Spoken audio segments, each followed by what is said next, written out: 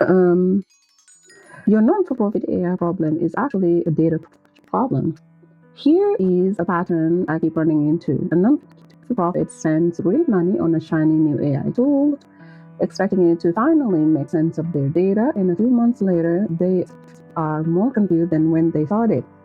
If that sounds familiar, I want to walk you through why that keeps happening, and it is almost never the AI tool's fault. I am Barack Katu, or BK, and the founder of B Data Solutions. I work with nonprofits and public sector programs, particularly organizations in domestic violence, homelessness, and precarious immigration status work, helping them make sense of their data without needing to hire a data team they cannot afford. Before this, I spent over 15 years as a data analyst, a business and credit analyst as well, and I'm finishing a PhD in public policy right now. I have watched this exact mistake happen at organizations of every size in many sectors I've worked in. This video is for you if your organization has adopted or is thinking about adopting an AI tool to help with reporting, outcomes tracking, or general data analysis, and especially if you are hoping it will clean up a mess that is already there. Let us start with the research, because this is not just a vibe that I have. There is solid data behind it. According to Gartner, 63% of organizations either do not have or are not sure they have the right data management practices in place to support AI. And Gartner's own prediction is even blunter. Through 2026, organizations will abandon 60% of AI projects that are not supported by AI-ready data. 60%. That is not 5. This is not also a minor hiccup rate. This is a coin flip against you before you have it started, and it lines up with what nonprofit specific research is finding too. The sector's tech stacks have gotten genuinely complex, and the average organization is now juggling somewhere between 6 to 9 core applications, depending on the type of work, which means data about the same client or program is often scattered across systems that were never designed to talk to each other in the first place. Here is the thing about AI tools that I think gets lost in all the marketing and buzz. An AI tool does not fix messy data, whatever is already there. If your case management spreadsheet has 3 different spellings for the same program name, duplicate client records from years of staff turnover, or a column called notes, which is typical, that is usually doing the job of 5 different fields. An AI tool does not enhance you an answer built on top of the mess.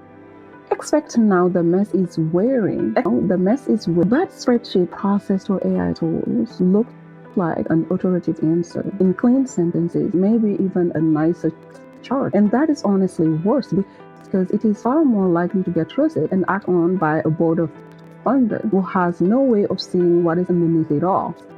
Let me give you a concrete composite example of what this looks like in the practice.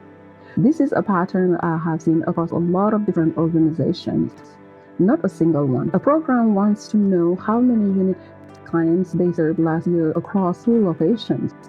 Sounds simple, but their 2 locations have been keeping separate spreadsheets. One uses first and last name as identifier, and the other uses a client ID number that occasionally got assigned when someone left or came back.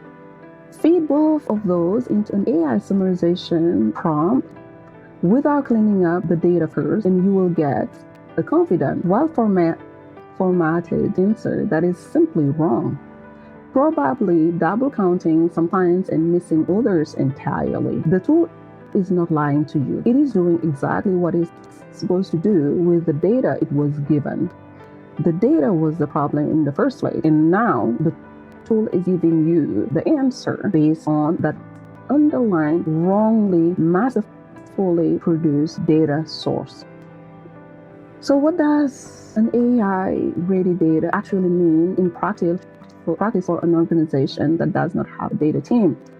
3 things, and none of them require a new software. First, one consistent way to identify a client across every system you use, a single ID that does not change, even if the person's name does or they move between programs. Second, a shared definition list for your key terms.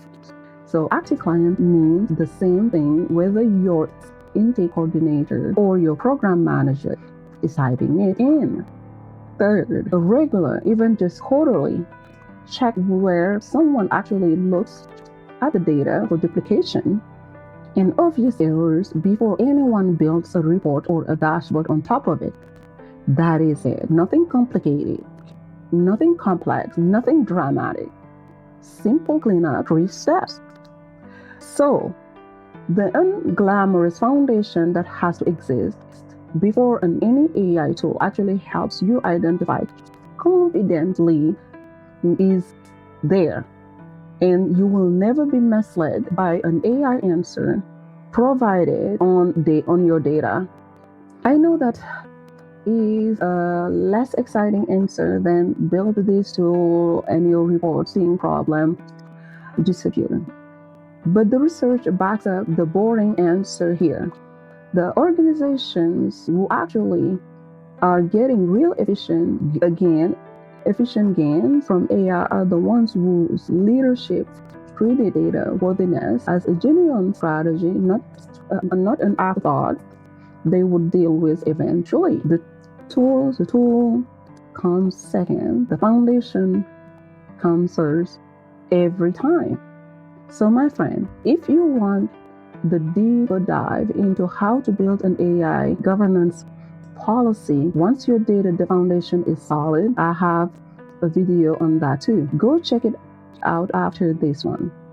This is a wrap for me. A new video will be provided with practical data and analytics for organizations that do not have the budget for a full data team and still need one. So check it out now. Thank you.